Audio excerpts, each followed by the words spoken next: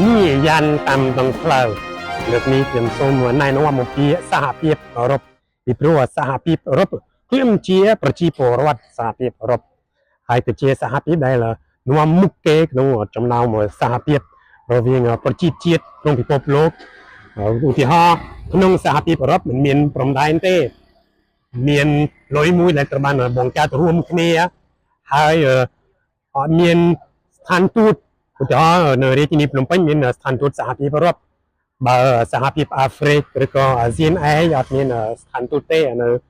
ประเทศกลางเป็นดมบงชนะมุ้ยปวน1957ปีแกบันบงการสหภาพรบตามปัจจุบันชมบแสงเป็นนู้มีนประเทศจีสถาปนิกประมุยคือประเทศบารังประเทศอัลมองประเทศอิตาลีไฮเบเนลุกส์คือจีประเทศเบลจิกประเทศฮอลแลนด์หนึ่งประเทศลุกเซมบัวในทวีปยุโรปมีประเทศจำนวน50ให้ปีสมาชิกสหภาพยุโรปประมุยประเทศ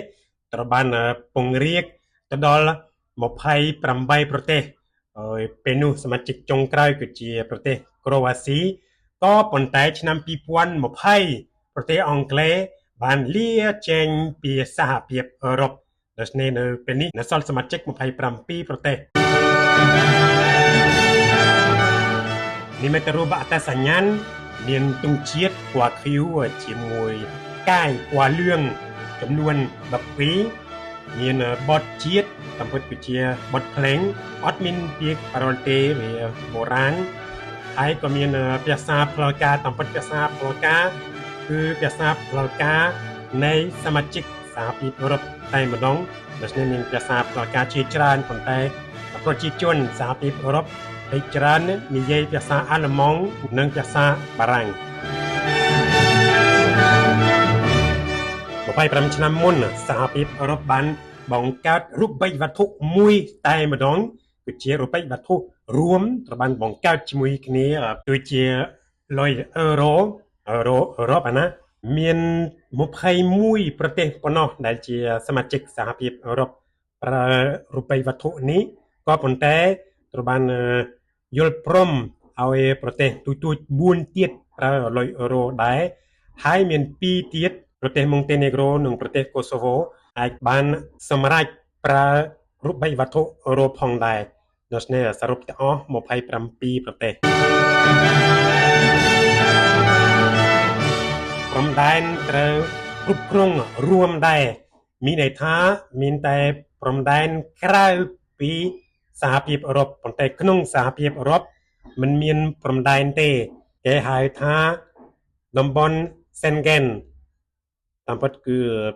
ប្រទេសទាំងអស់ក្នុងសហភាពអឺរ៉ុបឡើងតែប្រទេសអ៊ីឡង់ប៉ុន្តែបន្ថែមប្រទេស4ទៀតដែលសហការជាមួយសហភាពអឺរ៉ុបដូច្នេះក្នុងតំបន់នោះទាំងអស់មាន25ប្រទេសដូច្នេះប្រជាពលរដ្ឋនឹងទំនិញមានសេរីភាពទៅណាមកណាបើសិនជាមកពីក្រៅដូចជាប្រជាពលរដ្ឋខ្មែរយើងត្រូវការសូមវីសាមួយប៉ុន្តែបានវីសាហើយវីសាតំបន់សេនហ្គេនអាចទៅប្រទេសណាក៏បាននៅក្នុងតំបន់នោះហើយសហភាតាំងពី50ឆ្នាំដោយកម្ពុជាមានរដ្ឋសភាមានព្រឹទ្ធសភាសហភាពអឺរ៉ុបមានសភាមួយដែលមានអ្នកតំណាងចំនួន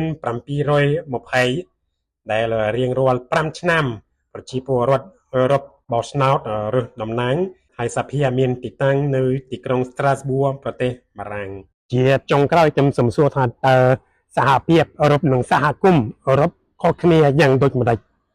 ខ្លះគេនៅតែនិយាយថាសហគមន៍អឺរ៉ុបតាមពិតត្រូវបានដូរទៅសហភាពវិញតាំងពីប្រហែល30ឆ្នាំហើយនេះយ៉ាងនៅខាងមានចែងសារព័ត៌មានផ្នែកអាចចំ